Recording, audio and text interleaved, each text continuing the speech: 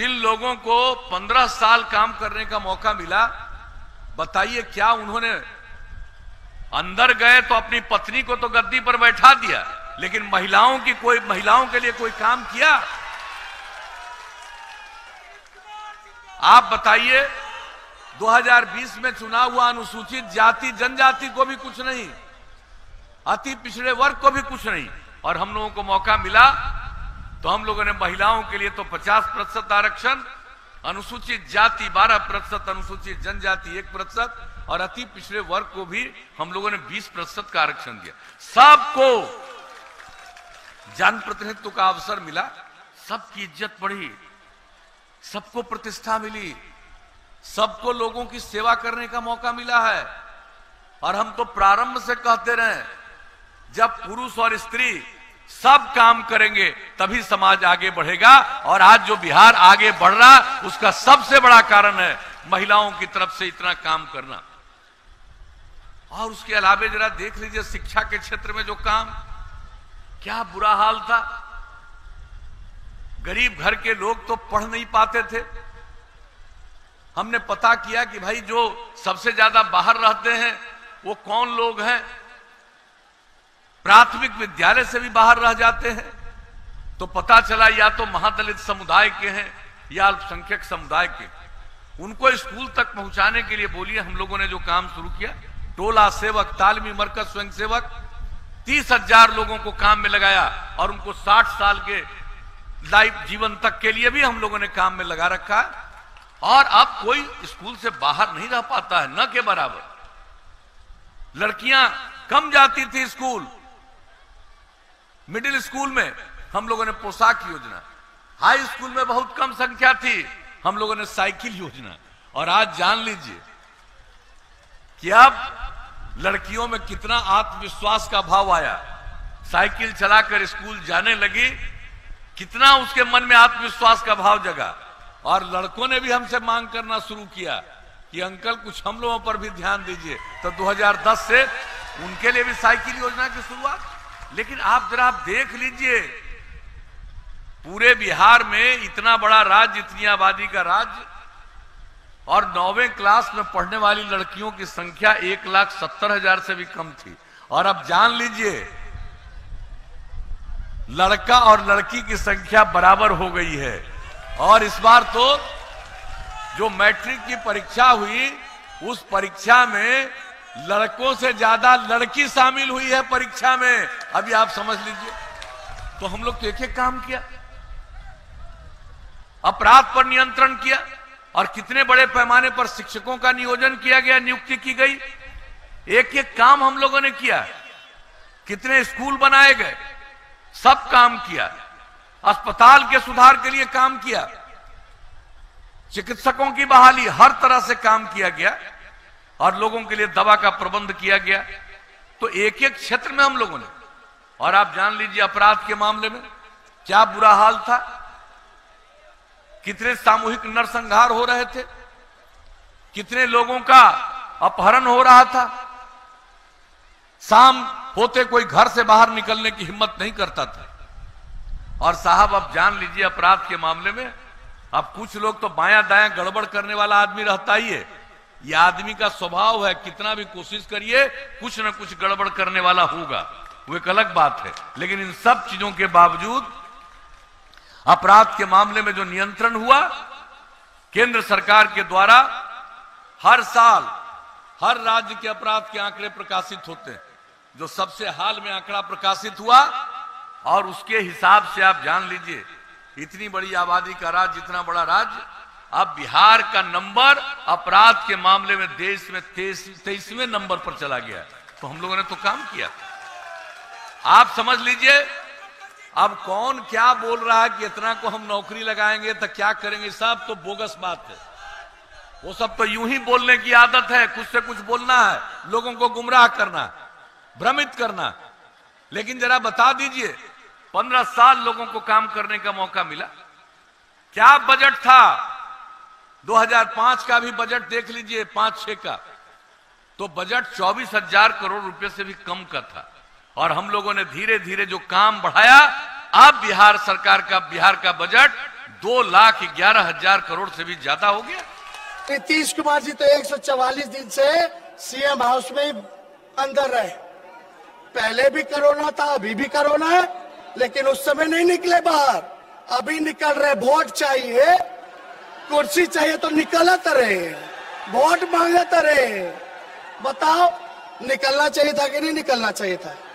ये 2,000 किलोमीटर तक, 1,500 किलोमीटर तक एगो माई एगो कोड़ा में बबुआ के लेल बारी, एगो में सामान लेके चलत रही 1,500 किलोमीटर।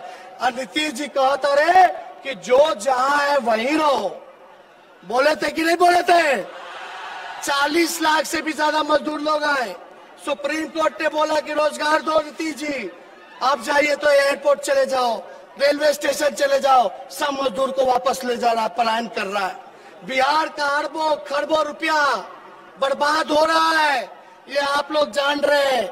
बाहर का पैसा दूसरे राज्यों में जा रहा है। उच्च शिक्षा के लिए लोग बाहर जाते हैं, इलाज के लिए बाहर जाते हैं, रोजी रोटी मजदूरी के लिए बाहर जाते हैं। तो हम ज्यादा कुछ नहीं कहेंगे, आप लोग होशियार हो। हमसे कहते हैं कि पैसा कहां से आएगा। बिहार का बजट 2,13,000 करोड़ है। कितना? 2,13,000 करोड़।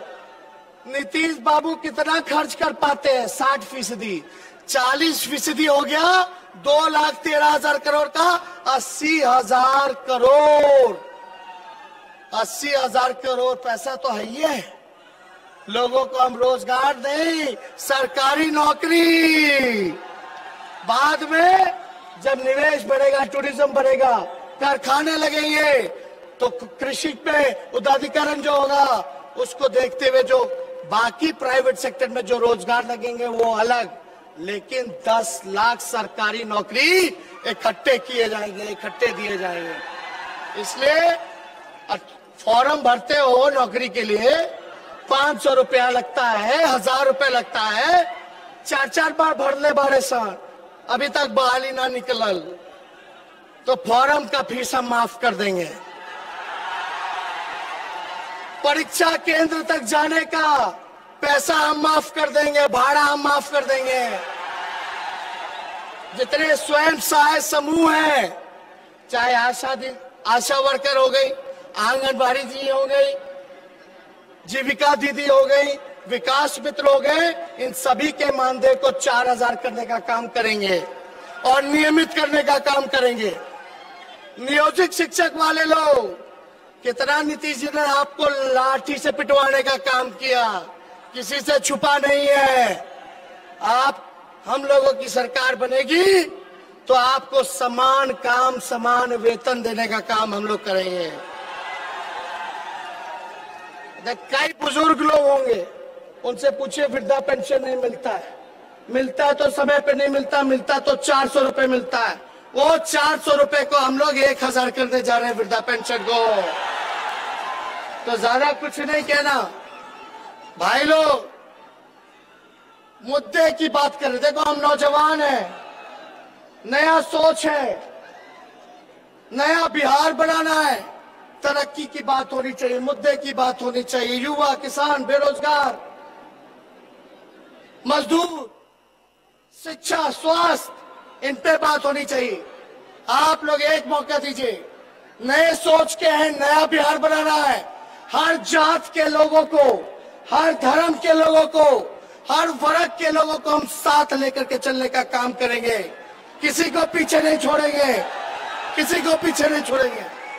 तो ज्यादा कुछ नहीं, चाहे स्वर्ण जाति के हो, चाहे पिछड़े जाति के हो, चाहे अति पिछड़े जाति के हो, चाहे दलित जाति के हो, चाहे आदिवासी भाई हो, चाहे अल्पसंख्यक भाई हो, सब लोगों को साथ लेकर के चलेंगे।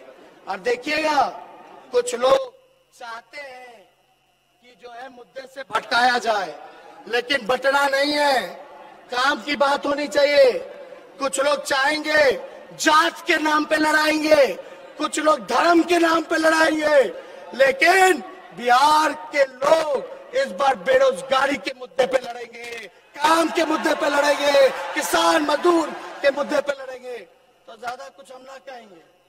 तो लोग हाथ उठा के हमरा के राहुल जी के निश्चिंत कर दो। अरे निश्चिंत कर दो हाथ उठा करके।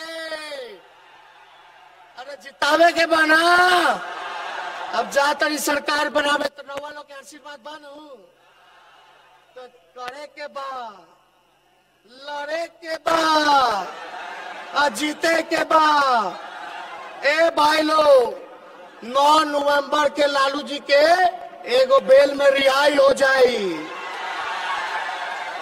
एगो बेल हो गया, एगो आखिरी बचा है।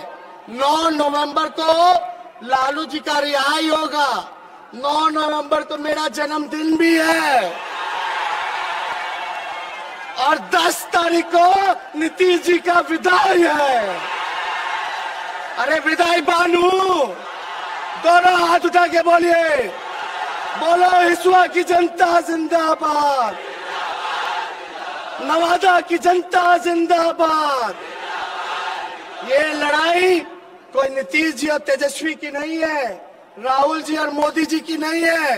ये लड़ाई तानाशाह सरकार और जनता के बीच है और हम और राहुल जी जनता के साथ कर रहे हैं। बहुत बहुत धन्यवाद। जय हिंद, जय बिहार।